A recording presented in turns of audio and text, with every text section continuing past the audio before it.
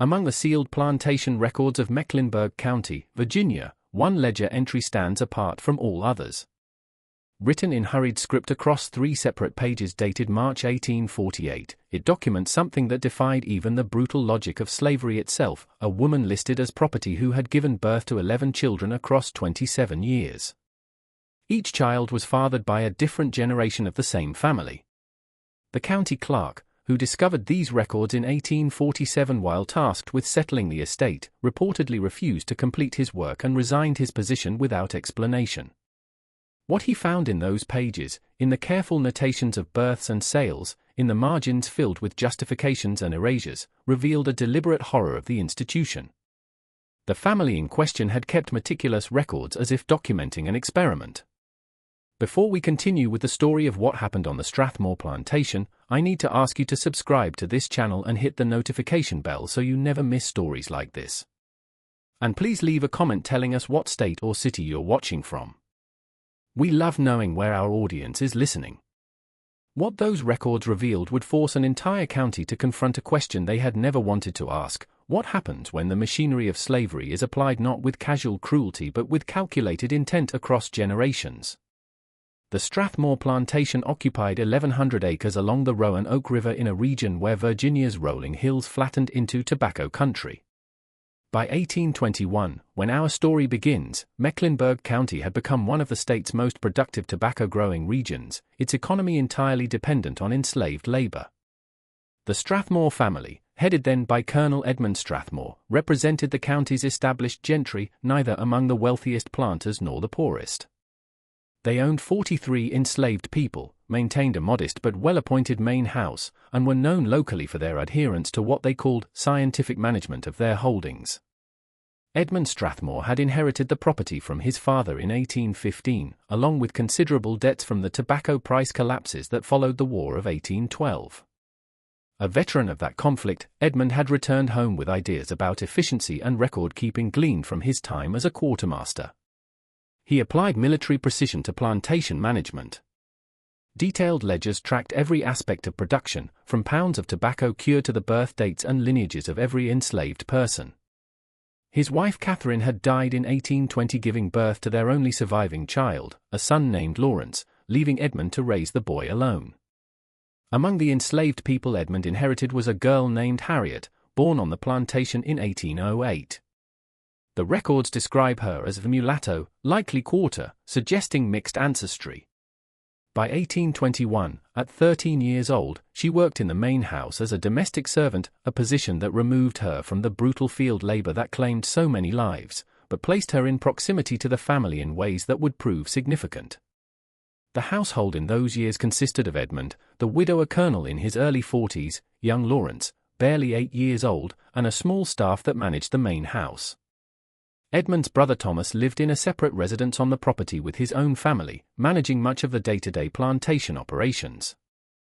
The social fabric of Mecklenburg County in this period was defined by an elaborate code of honor among the planter class, one that simultaneously demanded public rectitude while permitting private transgressions that remained deliberately unacknowledged. The county seat, Byton, lay 7 miles distant, far enough that plantations operated as self-contained worlds, their internal affairs rarely subject to outside scrutiny. Local clergy visited occasionally, and neighboring planters socialized during harvest festivals and Christmas gatherings, but the daily realities of plantation life remained largely invisible to any meaningful oversight. The legal framework of Virginia slavery granted enslavers almost unlimited authority over those they held in bondage, with interference in plantation management viewed as a violation of property rights.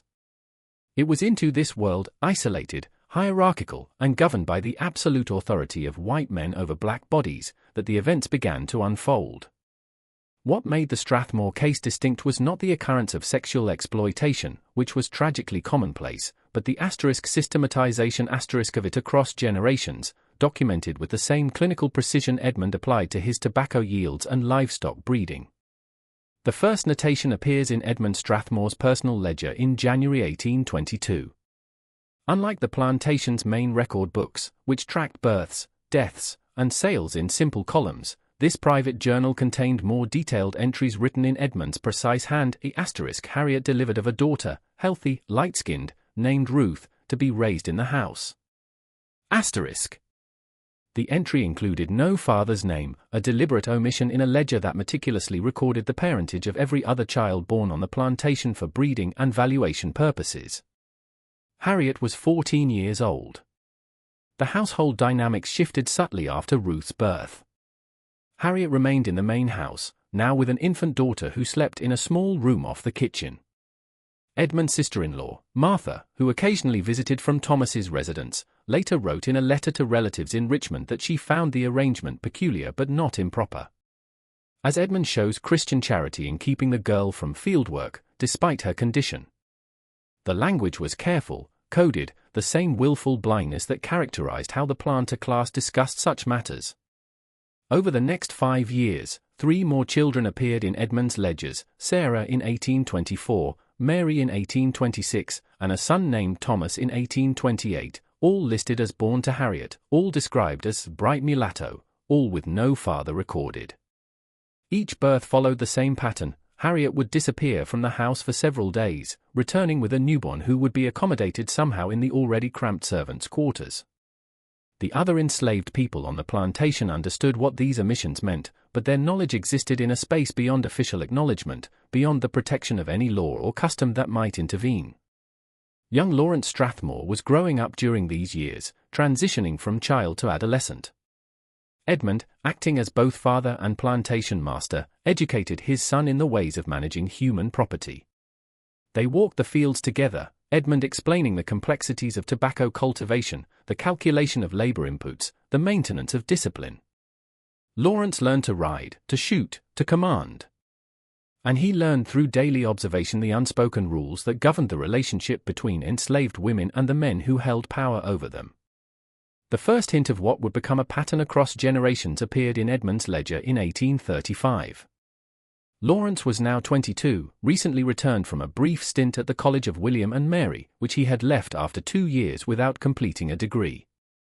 That spring, the ledger recorded, Harriet delivered of a son, Marcus. Healthy. Father, Lawrence Strathmore. Unlike the previous entries, this one included paternity, and the notation seemed almost proud, as if acknowledging a tradition being passed down. Harriet was 27 years old. She had been bearing children since she was 14, and now the pattern had shifted to the next generation. What the ledger didn't record was whether she had any choice in the matter, whether she experienced these events as violations or had found some way to survive by accepting them, whether the children she bore were wanted or simply inevitable. The documents preserved facts but erased humanity. The inclusion of Lawrence's name represented something more calculated than the typical silence around such matters. Edmund had chosen to document his son's actions, to create a record that linked the generations explicitly. It suggested intention, a deliberation that went beyond individual transgression into something systematic. By 1840, the Strathmore plantation had evolved into what Edmund considered a model of efficient management. His ledgers revealed increasing profitability, not from expanded acreage or improved tobacco varieties, but from what he termed natural increase, the birth of enslaved children who added to his property value. Harriet's children, now ranging from infant Marcus to 18-year-old Ruth, represented significant assets in these calculations. But the human cost of this deficiency was becoming harder to conceal, even within the closed world of the plantation. Harriet had borne 9 children by 1840, 4 to Edmund in her teenage years, and 5 more to Lawrence between 1835 and 1840. The physical toll was evident to everyone who saw her. A traveling Methodist preacher who visited Strathmore in 1839, invited to conduct services for the enslaved population, noted in his diary that one of the house servants appeared worn beyond her years, moving with difficulty, yet tending to children who seemed to span an impossible age range for one mother. The preacher's observation highlighted something the official records obscured. Harriet was 32 years old and had spent nearly 20 years in continuous childbearing. The children themselves occupied an ambiguous space in plantation hierarchy, clearly mixed race, obviously related to the Strathmore men, yet still enslaved. Ruth, the eldest, worked alongside her mother in the main house. The younger children helped in various capacities, tending chickens, carrying water, running errands between the buildings. Edmund's health began to decline in early 1841. At 61, he suffered from respiratory problems, likely exacerbated by decades of tobacco dust exposure. As his condition worsened, he spent increasing time in his study, obsessively organizing his papers and ledgers. His brother Thomas, who had managed much of the daily plantation operations for years, assumed more visible authority. But the disposition of property, including the enslaved people, remained Edmund's decision. Lawrence, now 28, had married a woman named Elizabeth Mercer from a neighboring county in 1839. She moved into the Strathmore main house, and the presence of a white mistress altered household dynamics significantly. Elizabeth certainly noticed Harriet and her children, particularly Marcus, who at 6 years old bore an unmistakable resemblance to her husband. The historical record contains no direct evidence of Elizabeth's thoughts or reactions, but letters from her sister suggest she found plantation life challenging to Christian sensibilities and spent much time visiting relatives.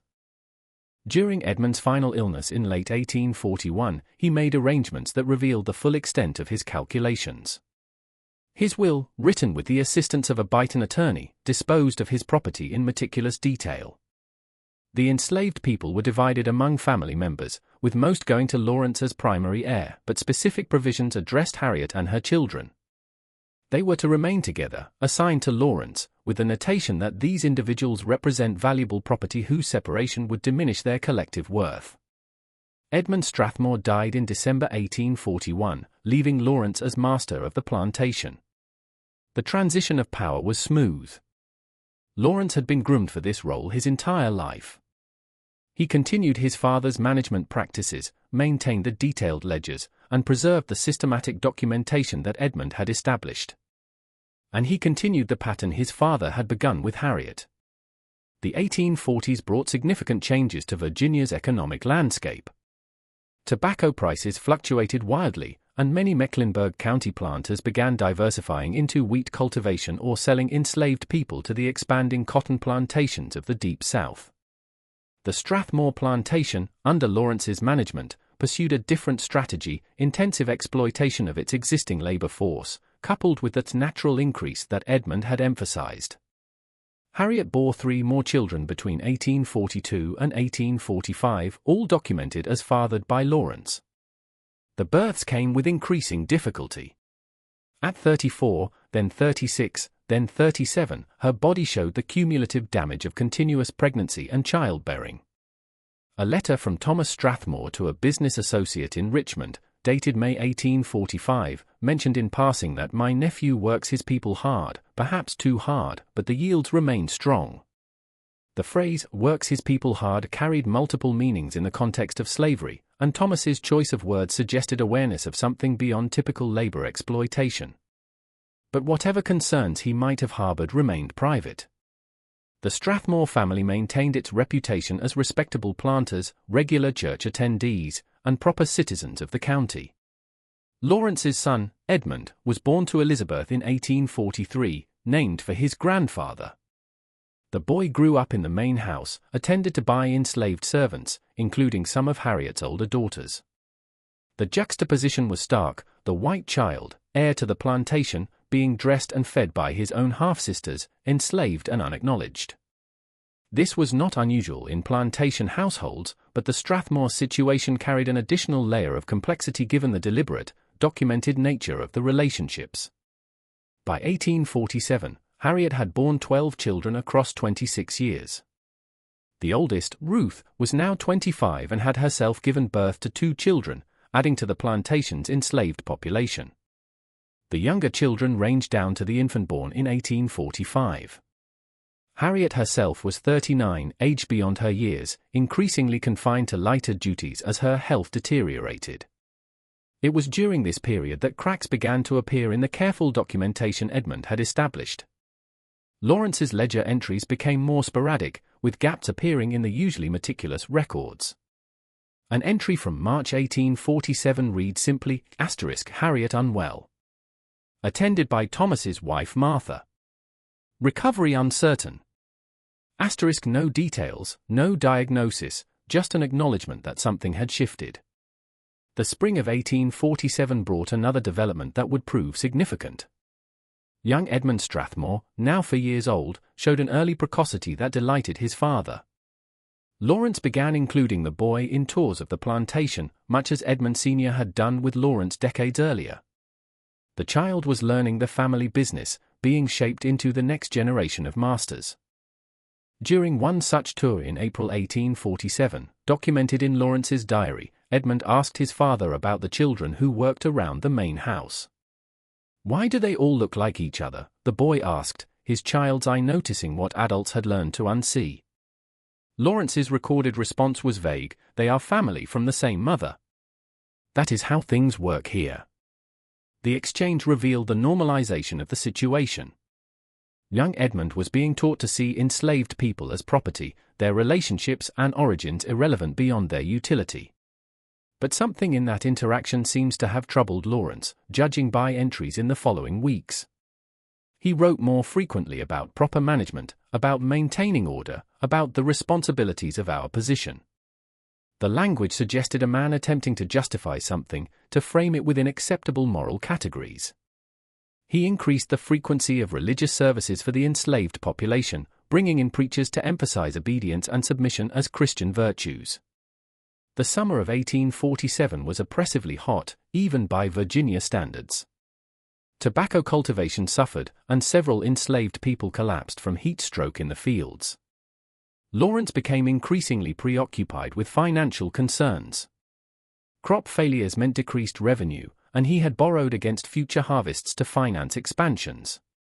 The pressures of plantation management weighed heavily, and his private writings from this period show a man struggling to maintain control. Harriet's health had not improved since the spring. She was now largely confined to her small room, able to perform only minimal duties. Martha Strathmore, Thomas's wife, attended to her occasionally, providing herbal remedies and what passed for medical care in that context. A letter from Martha to her sister in Petersburg, dated July 1847, provided rare insight into the situation. "I tend to a woman who has suffered beyond measure, though none speak of it directly. She bears it with a dignity that shames those responsible. Yet I am powerless to intervene in matters not my own." The letter was as close as anyone came to acknowledging the reality of Harriet's situation. But Martha, like all women in the planter class, existed within constraints that limited her agency. She could offer private charity, but not public challenge. The system protected itself through layers of complicity and silence. In August 1847, an incident occurred that disrupted the plantation's careful order. Marcus, Harriet's son by Lawrence, now 12 years old, was caught attempting to leave the plantation. He had taken food and a blanket, heading north along a route that suggested he had learned something about the underground railroad networks that existed even in Virginia. He was apprehended within hours, returned to the plantation, and confined to a locked shed for 3 days. The usual punishment for such an escape attempt would have been severe whipping, public humiliation, and possible sale. But Lawrence instead chose a different response. He documented the incident meticulously in his ledger, noted Marcus's age and parentage, and then did nothing. The boy was returned to his duties without physical punishment, an anomaly that suggested Lawrence was calculating something beyond immediate discipline. That same month, Elizabeth Strathmore left the plantation, taking young Edmund with her to stay with her parents in Halifax County. The official explanation was that she sought relief from the summer heat and wanted to visit family. But the timing, immediately following Marcus's escape attempt, suggested other motives. A letter she wrote to her sister, discovered years later, provided context. "I can no longer remain in a house where sins of the fathers visit children who bear their faces yet are treated as cattle. My husband speaks of duty and management, but I see only willful cruelty wrapped in ledger columns." Elizabeth would not return to Strathmore Plantation. She and Lawrence would remain married but separated, young Edmund spending most of his time with his mother's family. This arrangement, while unusual, was not unprecedented in Virginia society. Marriages existed on paper while couples lived apart, maintaining appearances while acknowledging private incompatibilities. The events of October 1847 would finally expose what the Strathmore family had carefully documented but never publicly acknowledged. a traveling county clerk named Samuel Pritchard arrived at the plantation to conduct a routine assessment of property values for tax purposes. This was standard practice, requiring examination of land, buildings, equipment, and enslaved people. What made this assessment different was Pritchard's thoroughness. He had a reputation for meticulous accuracy and insisted on reviewing all relevant documentation. Pritchard was 43 years old, a native of Petersburg, who had built his career on a reputation for honesty in a profession often corrupted by favoritism and bribery. He arrived at Strathmore on October 12, carrying the leather satchel that contained his assessment forms and measurement tools. Lawrence greeted him cordially, offering refreshment and a room in the main house for the duration of his work. It was standard hospitality, and Lawrence showed no concern about the examination. Why would he? The records were meticulous, the property well maintained, everything documented with the precision his father had instilled. The first day passed routinely. Pritchard measured fields, examined tobacco stores, assessed the condition of buildings and equipment.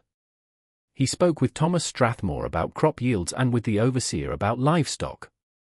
By evening, he had completed the physical inspection and requested access to the plantation ledgers to verify his calculations against the documented property values. Lawrence provided the books willingly, even proudly. His father's record-keeping was legendary in the county, and Lawrence had maintained the same standards. He showed Pritchard to the study, a wood-paneled room lined with shelves containing decades of ledgers, journals, and correspondence. The documents were organized chronologically, each spine labeled with dates in neat script. Lawrence left Pritchard to work, returning to his own duties, confident that the assessment would confirm Strathmore's standing as a well-managed property. Pritchard began with the current year's ledger, working backward to establish patterns of productivity and property accumulation. The entries were indeed impressive in their detail. Every bushel of tobacco, every pound of pork, every birth and death among the enslaved population, all recorded with precision. He made notes, calculated values, cross-referenced figures. Standard work, though unusually pleasant given the quality of the documentation. It was while examining the birth records that Pritchard first noticed something unusual. The enslaved population showed consistent growth through natural increase, which was common enough, but one woman's name appeared with striking frequency, Harriet *, no surname, born 1808, listed as house servant. Between 1822 and 1845, she had given birth to 12 children, an extraordinarily high number, even by plantation standards where enslaved women were often forced into continuous childbearing. What caught Pritchard's attention more than the number was the notation pattern. Most births in the ledger included some indication of parentage, useful for tracking bloodlines and preventing inbreeding, which planters feared would diminish property values. But Harriet's earlier children, Ruth, Sarah, Mary, Thomas, had no father listed, just blank spaces where names should appear. Then, starting in 1835, the pattern changed.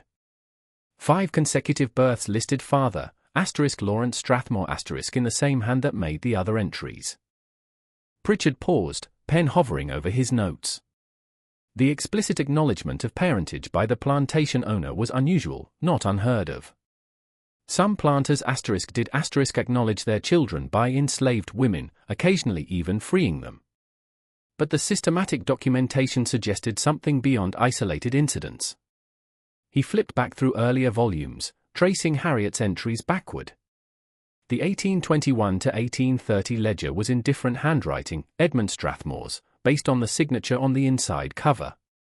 Here, Pritchard found more entries for Harriet's children, the earliest dated January 1822, when Harriet would have been 14, Harriet delivered of a daughter, healthy, light-skinned, named Ruth, to be raised in the house. Still no father listed. 3 more births through 1828. Same pattern. Detailed entries about the children. Deliberate omissions about paternity. A suspicion was forming in Pritchard's mind, disturbing enough that he tried to dismiss it as uncharitable assumption. Perhaps the fathers were unknown, different enslaved men whose names weren't recorded because they didn't affect property lineage. Perhaps Harriet had been hired out to neighboring plantations and returned pregnant. There were innocent explanations, and Pritchard, by nature and profession, preferred documented facts to speculation. But then he found Edmund Strathmore's private journals, shelved separately from the business ledgers. These were personal records, not meant for county clerks or outside examination. Lawrence had apparently included them without reviewing their contents, assuming they were simply more plantation records of the type his father kept. Pritchard opened the first journal, dated 1820 to 1825. The entries mixed plantation business with personal reflections, observations about tobacco cultivation alongside notes about the weather, local politics, social visits. And scattered through these pages, in the same measured hand that recorded crop yields, were entries about Harriet. January 1822, Harriet has proven adaptable to household duties. She shows intelligence beyond her station and has learned tasks quickly. Catherine's death leaves the household without proper female management, and the girl's assistance becomes increasingly valuable. The entry was mundane, employer assessing servant. But then, several pages later, March 1822, the situation with Harriet has developed beyond initial intentions. I have allowed myself liberties that, while legally permissible, trouble my conscience when contemplated in daylight hours. Yet the practicalities of plantation management require certain accommodations. Pritchard felt his stomach tighten. The language was cautious, coded, but the meaning was clear. He continued reading, finding more such entries. Edmund Strathmore had documented not just the children born, but his own actions leading to their conception. The journal became a chronicle of ongoing exploitation, described in terms that mixed self-justification with occasional glimpses of guilt quickly rationalized away. June 1824, Sarah born to Harriet. The child appears healthy and will prove valuable in time. I tell myself this arrangement serves multiple purposes: domestic tranquility in the absence of a wife, and natural increase to the property holdings. Other men maintain such arrangements openly. I merely do so with greater discretion. The reasoning was circular, defensive, a man arguing with himself and losing. By the time Pritchard reached Edmund's entries from the early 1830s, the tone had shifted from justification to something more calculated. October 1834, Lawrence returns from college next month. At 21, he must begin understanding all aspects of plantation management. The boy has led a sheltered life, influenced too much by his mother's relatives and their sentimental views. He must learn that effective management sometimes requires decisions that seem harsh to outsiders, but are necessary for maintaining order and productivity. I have determined to educate him in practical matters, including those arrangements which, while not discussed in polite company, form part of the plantation economy. Pritchard set down the journal and walked to the window, needing to clear his head. Outside, enslaved people moved through their evening routines, carrying water, tending fires, completing tasks before darkness fell completely. The scene appeared ordinary, the kind of plantation tableau visible across Virginia. But the documents in this room revealed something underneath that ordinary surface, a system of exploitation so thoroughly normalized that it could be recorded in the same ledgers that track tobacco yields, described with the same clinical language applied to livestock breeding. He returned to the desk and continued reading, compelled now by a need to understand the full scope of what Edmund had documented. The entries from 1835 to 1840 showed Edmund deliberately involving Lawrence in plantation management, including what he called household arrangements. There were no explicit descriptions, but the progression was clear: Edmund introducing his son to practices he himself had established, treating Harriet's systematic abuse as part of Lawrence's education in being a master. March 1835, Lawrence has begun to understand the full range of his authority and responsibilities. He shows initial reluctance, influenced by romantic notions picked up at college, but I observe this fading as practical experience replaces abstract ideals. The boy will make a proper planter. The pride in Edmund's words was chilling, pride not just in his son's development, but in the specific understanding being passed down. The journal documented Lawrence's first child with Harriet, born later that same year. Edmund's entry noted it almost casually: Harriet delivered of a son, Marcus, acknowledged as Lawrence's. The pattern continues to the next generation, as I intended. This systematic approach to natural increase, combined with careful record keeping, represents a model that other plantations might benefit from studying, though the topic remains unsuitable for public discussion. Asterisk. Pritchard realized he was reading a confession, not framed as such, not written with any sense of wrongdoing, but a confession nonetheless. Edmund Strathmore had not stumbled into exploiting Harriet. He had planned it, continued it across decades, and deliberately passed the practice to his son. The documentation wasn't incidental, it was part of the system itself, a record of what Edmund apparently viewed as innovative plantation management. The later journals, now in Lawrence's hand, continued the pattern. His entries lacked his father's philosophical meanderings, being more purely transactional, but they confirmed the continuation of everything Edmund had established. Births were recorded, the children's development noted in terms of their future labor value, and the entire arrangement treated as simply one more aspect of property management. Asterisk. Just when we thought we'd seen it all, the horror in these records intensifies. If this story is giving you chills, share this video with a friend who loves dark mysteries. Hit that like button to support our content. And don't forget to subscribe to never miss stories like this. Let's discover together what happens next. Pritchard found himself reading faster now, driven by a compulsion to reach the end, to see if there was any recognition of wrongdoing, any moment where either man acknowledged the humanity they were systematically violating. But there was nothing. The journals ended in early 1847 with Lawrence's entries noting Harriet's declining health in the same tone one might describe a workhorse going lame, regrettable from a property standpoint, but not a moral crisis. It was approaching midnight when Pritchard finally closed the last journal. He sat in silence for long minutes, trying to organize his thoughts. What he had read was legally permissible. Virginia law granted enslavers complete authority over enslaved people, including rights that extended to sexual access. Courts had consistently ruled that enslaved people could not testify against white people, could not refuse orders, had no right to bodily autonomy. Everything Edmund and Lawrence had done was protected by law. But the systematic nature of it, the documentation, the deliberate generational continuity, felt different. This wasn't casual exploitation, but planned abuse recorded with the pride of innovation. And the records themselves were now in Pritchard's hands, having been offered to him as routine business documentation. What was his obligation? What was his authority? What would even constitute appropriate action in the face of legally protected horror?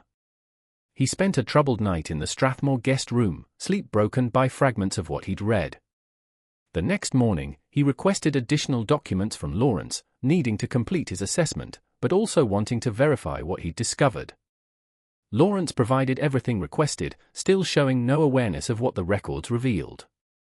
To him, they were simply thorough bookkeeping, the kind his father had taught him to maintain.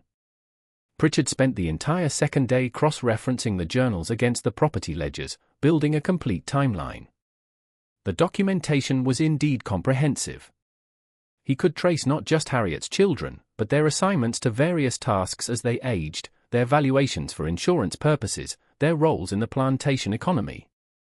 Ruth, the eldest, was valued at $800 by age 18, listed as experienced house servant. The younger children had increasing values as they approached working age. The entire family, created through systematic rape across 2 generations, was calculated as part of the plantation's worth. He also found correspondence between Edmund and other planters, discussing a natural increase as an investment strategy. A letter from 1837, filed with business papers, included Edmund's advice to a neighboring plantation owner, the key is systematic attention to the matter, treating it as one would any breeding program, with careful selection and consistent application. Documentation proves essential both for insurance purposes and for tracking improvements in stock quality. The language made Pritchard physically ill. Breeding program. Stock quality. Terms applied to human beings. On the third day, Pritchard informed Lawrence that he needed to return to Byton to complete his assessment report, but would file additional documentation regarding unusual circumstances requiring commissioner review. Lawrence seemed puzzled but not alarmed. He assumed this was some technical requirement related to property valuation complexity. He offered Pritchard use of a horse and thanked him for his thoroughness. The ride back to Byton gave Pritchard time to think. He carried in his satchel not just his assessment forms, but pages of notes documenting what he'd found, along with dates and ledger references to support his report. But what exactly would he report? That a planter had documented doing what countless other planters did without documentation. That enslavement included sexual exploitation, a fact everyone already knew but nobody discussed. That the legal system explicitly permitted what moral sensibility condemned? He drafted his report that evening in his Byton office, writing and rewriting, trying to find language that would convey the situation's gravity without seeming hysterical or overstepping his authority. The final version included his standard property assessment, fields, buildings, enslaved people, equipment, all valued according to standard formulas. But attached was a separate document marked * private, concerns requiring commissioner attention. In this attachment, Pritchard detailed what he'd found, the systematic pattern spanning 27 years, the documentation of deliberate generational continuation, the explicit acknowledgement in the journals of treating Harriet as property to be exploited across decades. He carefully cited ledger pages and dates, providing evidence for every claim.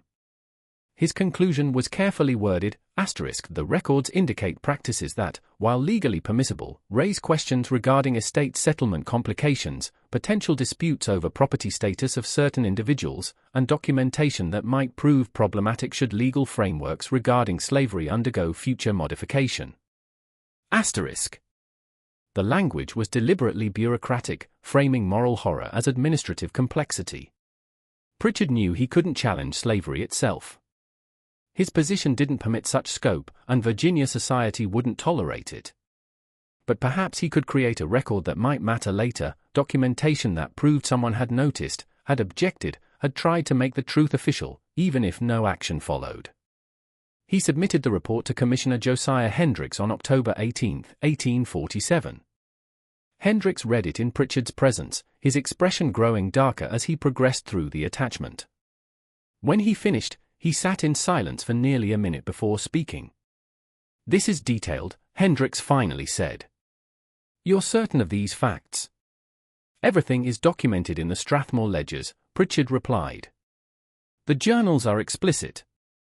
Edmund Strathmore described his actions and intentions clearly, and Lawrence continued the pattern. Hendricks shuffled the papers uncomfortably. "You understand this presents difficulties. The Strathmores are an established family. What you describe, while disturbing, isn't illegal. Many plantations involve similar situations, though most have the discretion not to document them so thoroughly." "That's precisely my point, Commissioner," Pritchard said.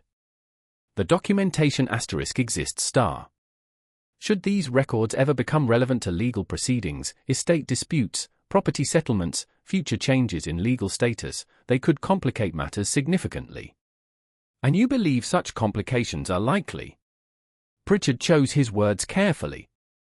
"I believe thorough documentation sometimes reveals things that remain invisible when undocumented. Whether that documentation should be ignored or addressed isn't my decision to make. But as county clerk, I cannot complete a property assessment and simply file away records that explicitly describe systematic." He paused, searching for acceptable language. "Exploitation of property in ways that blur legal categories." Hendricks understood the coded language. Pritchard was saying the records revealed Harriet's children were simultaneously property * and * family, enslaved * and * blood relatives, their status ambiguous in ways that could create legal tangles. He was also saying something remained deeply wrong, even if the law permitted it. "What are you requesting I do?" Hendricks asked. "Investigate. Interview the parties involved. Create an official record of findings. At minimum, document that county authorities were aware of the situation should questions arise later." Hendricks considered this. The request was reasonable from a procedural standpoint, even if motivated by moral concerns. But investigating the Strathmore plantation meant potentially exposing practices that occurred throughout the county. It meant forcing planters to confront officially what they preferred to ignore publicly. It meant risking social and political backlash from the very class that controlled county government. "I'll need time to consider how to proceed," Hendricks said finally. "Leave the documents with me. I'll review them thoroughly and determine what, if any, action is appropriate." Pritchard left the commissioner's office knowing that time to consider likely meant time to find a way to bury this. But he'd done what he could within his authority. The documentation now existed in official county records, filed with a government office, available to anyone who might someday look for it. Over the following days, Pritchard waited for some response from Hendricks. None came. He made discreet inquiries and learned the commissioner had consulted with the county attorney, who advised that no legal violations had occurred and therefore no investigation was warranted. The Strathmore records were filed as part of the routine tax assessment, the attachment marked ** reviewed. No action required. **. A week after his initial report, Pritchard received a summons to Hendricks' office. He arrived to find not just the commissioner, but also Lawrence Strathmore and the county attorney, Benjamin Hayes. The atmosphere was tense. "Mr. Pritchard," Hayes began formally, "we've reviewed your report regarding the Strathmore property assessment. While we appreciate your thoroughness, there are concerns about your interpretation of standard plantation records and your characterization of legally sanctioned property management as somehow problematic." Pritchard felt his anger rising but kept his voice level. "I characterized nothing. I documented what the records themselves state explicitly." "You documented your * interpretation *, Hayes interrupted. "You've taken standard business records and framed them in language suggesting impropriety where none exists legally. This constitutes overreach of your authority as an assessor." Lawrence Strathmore spoke for the first time, his voice carrying genuine confusion rather than anger. "Mr. Pritchard, I don't understand your objection. The records my father kept, and I maintain, document property management. They are unusually detailed, certainly, but that's a virtue, not a fault. What precisely do you claim I've done wrong?" The question hung in the air. Pritchard realized Lawrence truly didn't understand. He'd been raised in a system that normalized absolute power over enslaved people. Educated by a father who treated systematic sexual exploitation as property management.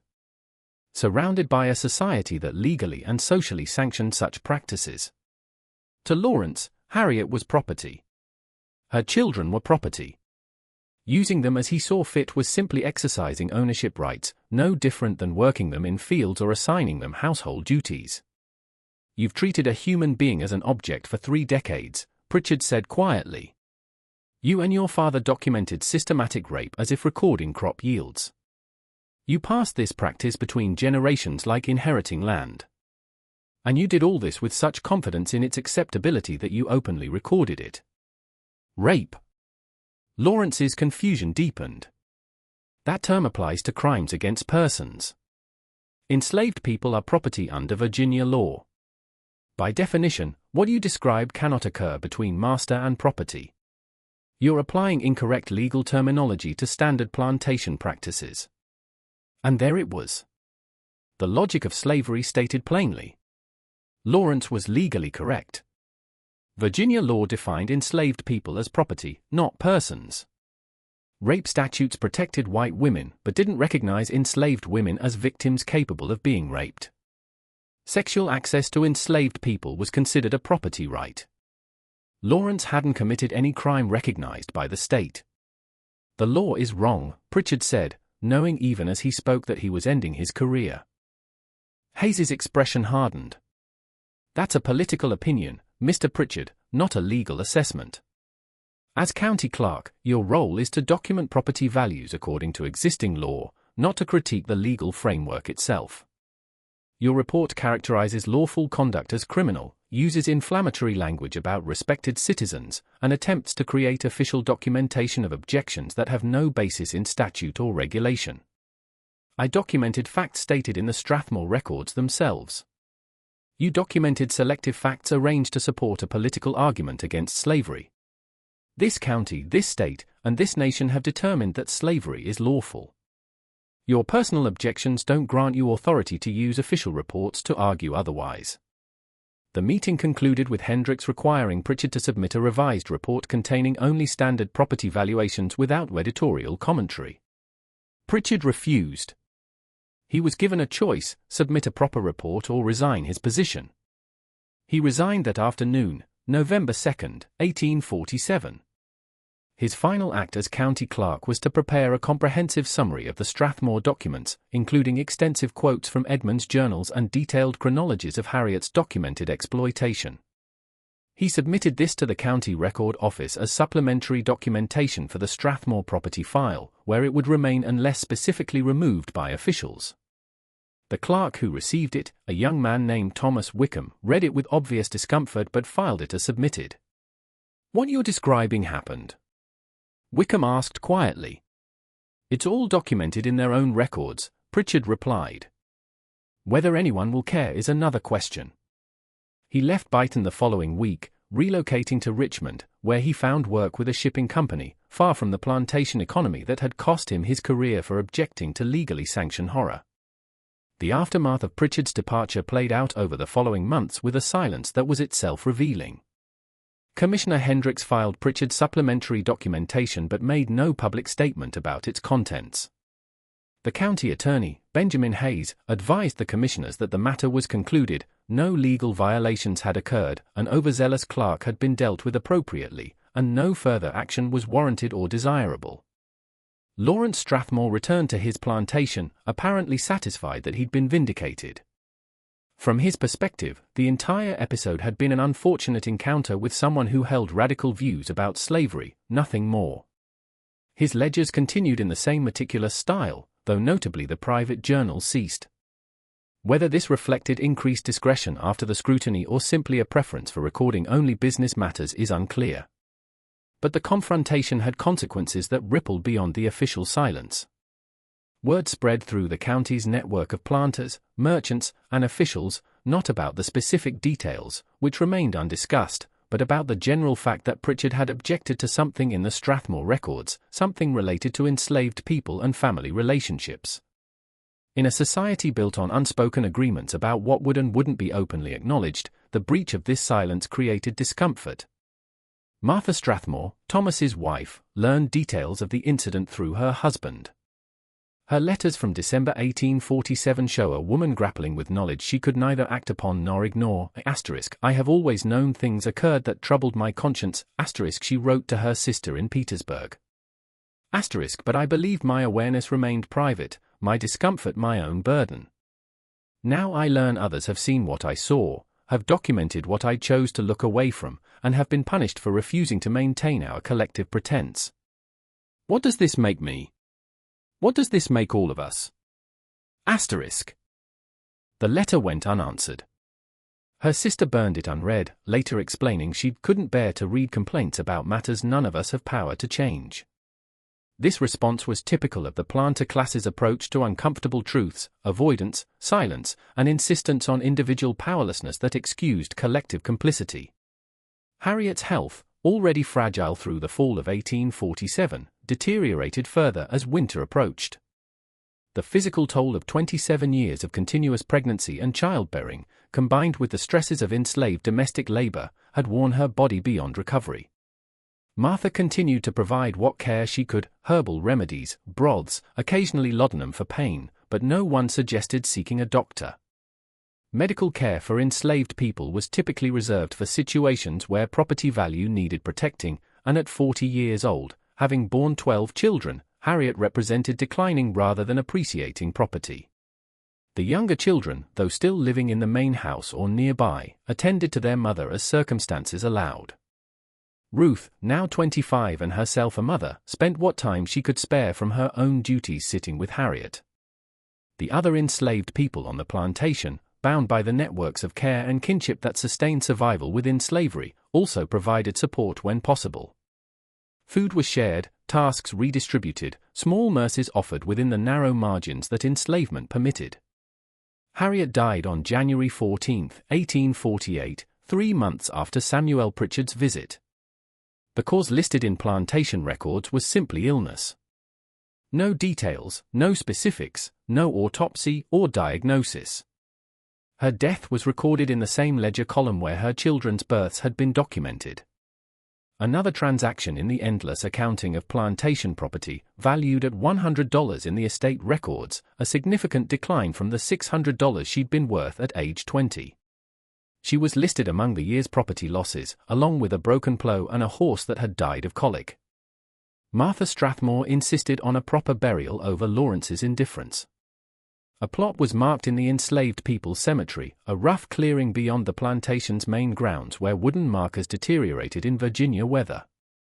Martha arranged for a Methodist preacher to conduct a brief service, attended by the enslaved community and, unusually, by Martha herself. No Strathmore men attended. Lawrence was in Byton on business, and Thomas pleaded illness. Their absence was noticed and noted in the quiet ways that enslaved people marked the moral failures of those who claimed authority over them. The preacher, Reverend Nathan Cooper, had visited Strathmore before and knew the community. His brief sermon carefully avoided specific references to Harriet's life, but his text was pointed, from Exodus, about the Hebrew midwives who defied Pharaoh, choosing righteousness over obedience to evil. God sees what occurs in darkness, he said, his voice carrying across the gathered mourners. God knows what the powerful choose not to acknowledge. And God remembers those who suffered without earthly justice. The words were careful enough to avoid giving offense to any white person who might hear them, but clear enough that everyone present understood their meaning. After Harriet's burial, life on the Strathmore plantation continued its rhythms. Crops were planted and harvested. Children were born and occasionally died. Enslaved people were bought and sold as economic needs dictated. Harriet's children remained on the property, their status unchanged by their mother's death. Ruth continued as a house servant. Marcus, now 13, worked in the fields, his earlier escape attempt neither forgotten nor explicitly referenced. The younger children grew into their roles within the plantation economy, some showing abilities that made them valuable, others deemed suitable only for basic labor. Lawrence's separated wife, Elizabeth, never returned to the plantation. She remained with her family in Halifax County, raising their son Edmund in an environment deliberately distanced from Strathmore. The boy grew up knowing he had a father and an inheritance awaiting him, but Elizabeth shaped his understanding to emphasize responsibilities over privileges. Letters between Elizabeth and her sister, preserved in family papers, reveal her determination that Edmund would be raised with different values than those that had governed Strathmore. I cannot prevent him from inheriting that place, Elizabeth wrote in 1849. But I can ensure he inherits it as a man who understands the difference between legal authority and moral legitimacy. He will know that power over others is not licensed to abuse them, that property rights do not trump human dignity, and that our family's wealth was built on suffering we have a duty to acknowledge, if not repair. Whether Elizabeth succeeded in this education remains unclear from the historical record. Edmund grew to adulthood knowing his father only through occasional visits and letters, his understanding of Strathmore filtered through his mother's careful framing. The split between his parents was never formalized, divorce was difficult and scandalous, but their de facto separation was permanent. The Strathmore property itself evolved through the 1850s as Virginia's agricultural economy shifted. Tobacco prices remained volatile, and Lawrence diversified into wheat and corn, following the pattern of many Mecklenburg planters. The enslaved population grew through natural increase. Harriet's children, as they reached adulthood, had children of their own, adding to the plantation's labor force. Ruth married a man from a neighboring plantation, and Lawrence allowed the relationship because it kept her productive and the children would be his property. The Strathmore case remained buried in county records throughout these years, the document Samuel Pritchard had filed gathering dust in storage. Occasionally, someone conducting estate research or title examination would encounter the records and read Pritchard's report with varying degrees of discomfort, but no action ever resulted. The system protected itself through layers of official procedure and informal understanding. Everyone who might object lacked authority to act, and everyone with authority chose not to see. The outbreak of the Civil War in 1861 disrupted plantation operations across Virginia. Lawrence, now 53, was too old for combat service, but he contributed money and supplies to the Confederate cause. The plantation supplied food to military units and occasionally housed wounded soldiers.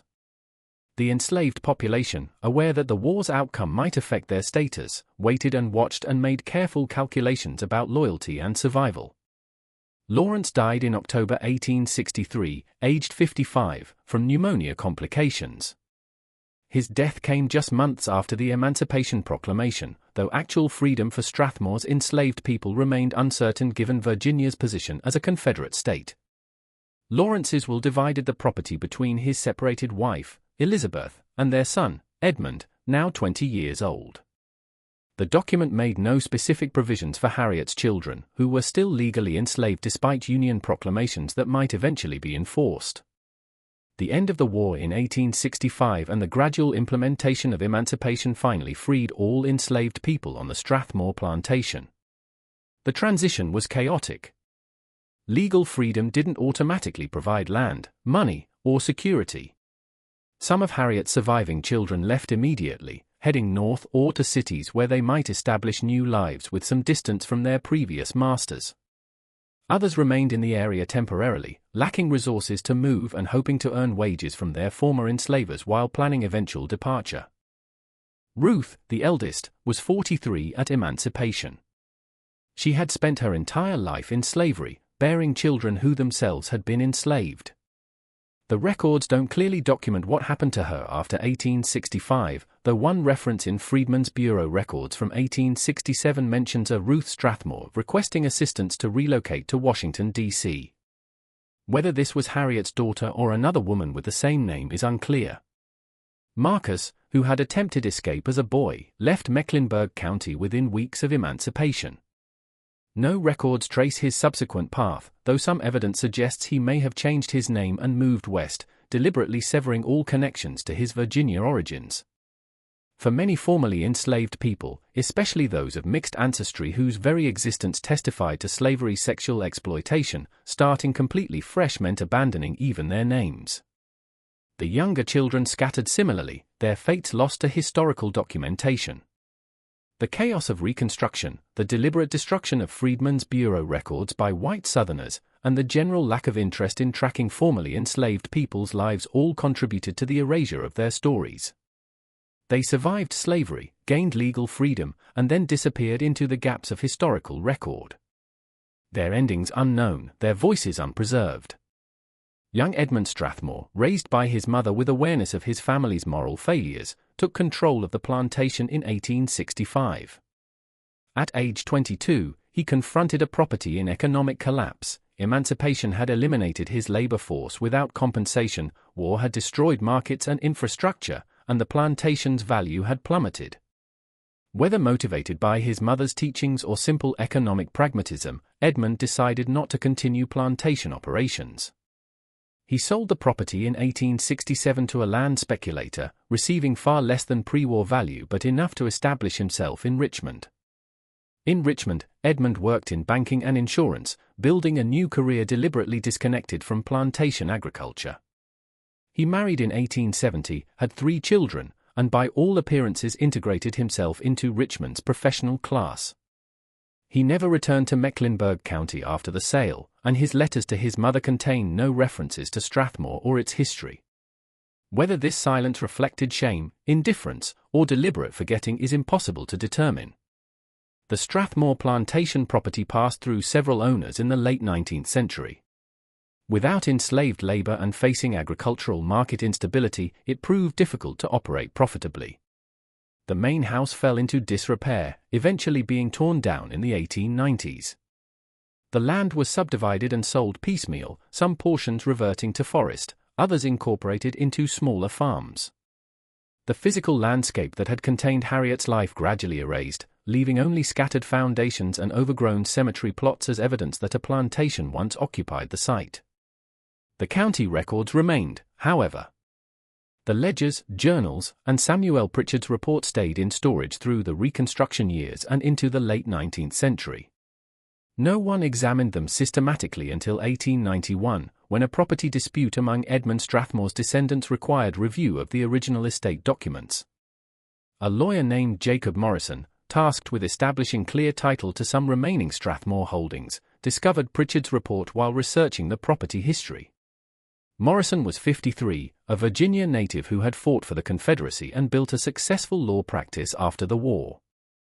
He approached the documents expecting routine property records, and instead found himself reading Edmund Strathmore's explicit journals and Pritchard's meticulous documentation of what they contained.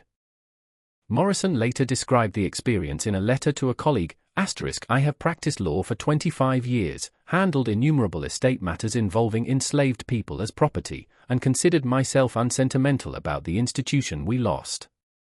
But reading these records, seeing the systematic nature documented across generations, the clinical precision with which one family recorded continuous sexual exploitation, I found myself physically sickened in a way abstract discussions of slavery never affected me. Morrison's reaction revealed something significant about historical memory in the post-Reconstruction South. By 1891, the lost cause mythology had taken firm hold. Southern whites increasingly described slavery as benevolent, enslaved people as contented, and the antebellum period as a golden age destroyed by Northern aggression. This narrative required forgetting or minimizing slavery's actual nature. Morrison's encounter with the Strathmore records forced him to confront documentation that contradicted the comforting myth, evidence that slavery enabled systematic cruelty recorded with pride by the perpetrators. He brought the records to the attention of the Virginia Historical Society, believing they should be preserved as evidence of slavery's true nature. But the timing was poor. The 1890s marked the height of Southern white backlash against Reconstruction, the period when Jim Crow laws were being enacted, black voting rights systematically eliminated, and white supremacy reasserted through legal and extra-legal violence.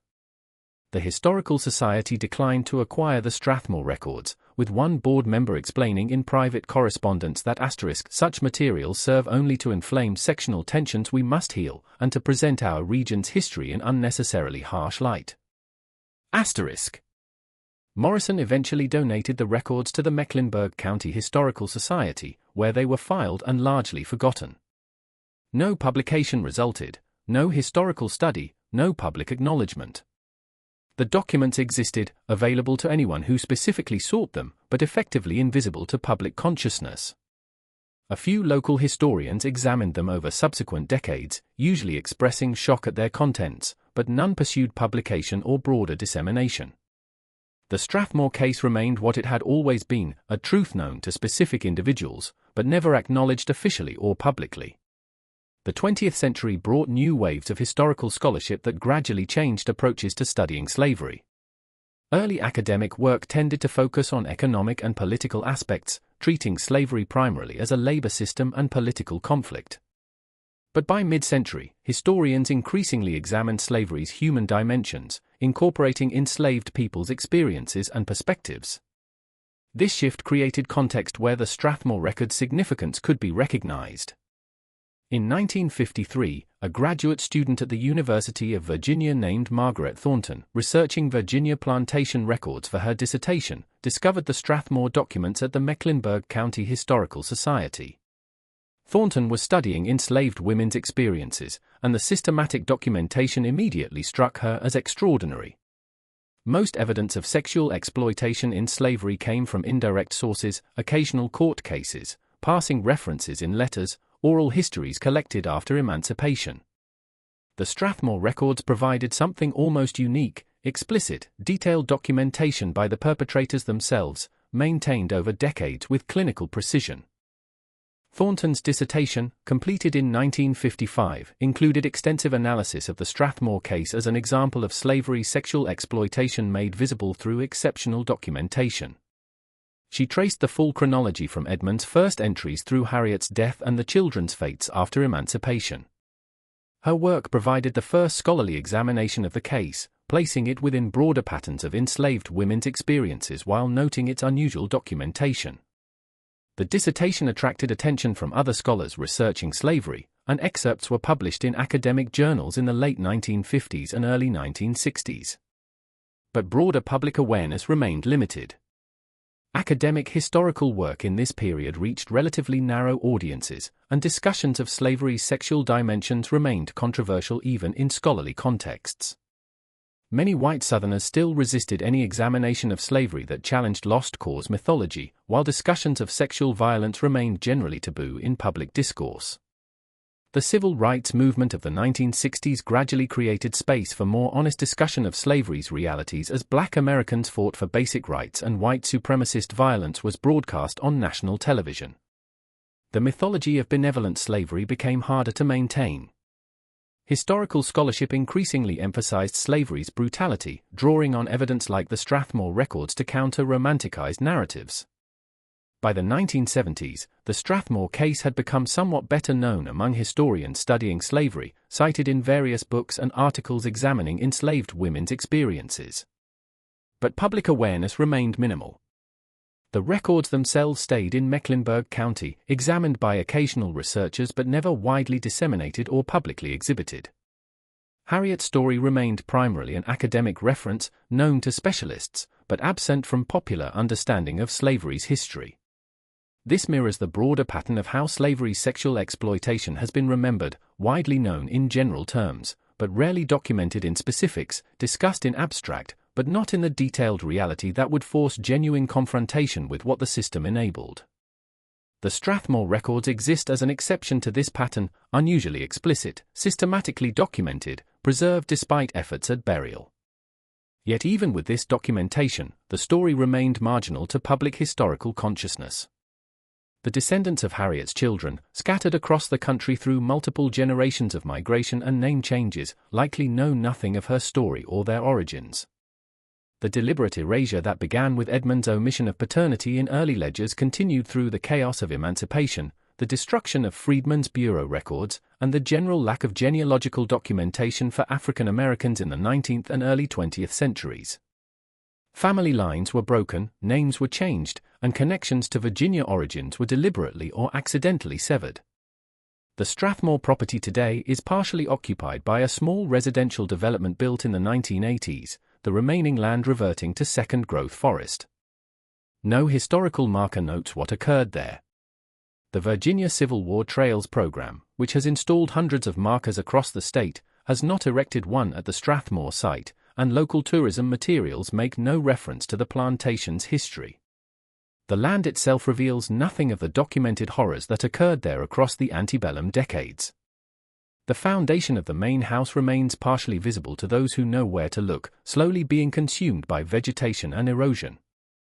Archaeologists have not excavated the site, no compelling reason has emerged to justify the expense, and local resistance to examining slavery's specific realities would likely complicate such work. The Enslaved People's Cemetery, where Harriet was buried in 1848, has been lost entirely. No maintained markers remain. No clear boundaries define the space, and development has likely disturbed or destroyed whatever graves once existed there. This physical erasure parallels the historical erasure that the Strathmore case both documents and exemplifies. The records preserved evidence of systematic sexual exploitation across generations, carefully documented by perpetrators confident in the legitimacy of their actions. Yet even with this extraordinary documentation, the story remains marginal, known to specialists, occasionally cited in academic work, but absent from public memory and physical commemoration. This mystery shows us that truth requires more than documentation. It requires public willingness to acknowledge what the documentation reveals. The Strathmore records existed in county archives for decades before anyone examined them critically. They then existed in academic scholarship for decades more before reaching wider awareness. Even now, most Americans remain unaware of this specific case or what it represents about slavery's systematic sexual violence. What do you think of this story? Does knowing such systematic exploitation was not just permitted but documented with pride change how we understand slavery's true nature? Does the preservation of these records create any obligation for descendants, both black descendants of enslaved people and white descendants of enslavers, to acknowledge and address this history? Leave your comment below with your thoughts. If you found this historical account important and want to hear more stories that reveal difficult truths from America's past, Please subscribe to the Liturgy of Fear, hit the notification bell, and share this video with others who believe we must confront history honestly, no matter how disturbing the truth. These stories matter because forgetting them allows us to believe such things could never happen when the evidence shows they did, systematically, deliberately, and with full legal protection. The Strathmore case isn't exceptional because of what occurred, but because someone documented it so thoroughly. How many other stories remain untold because no one preserved the evidence? See you in the next video.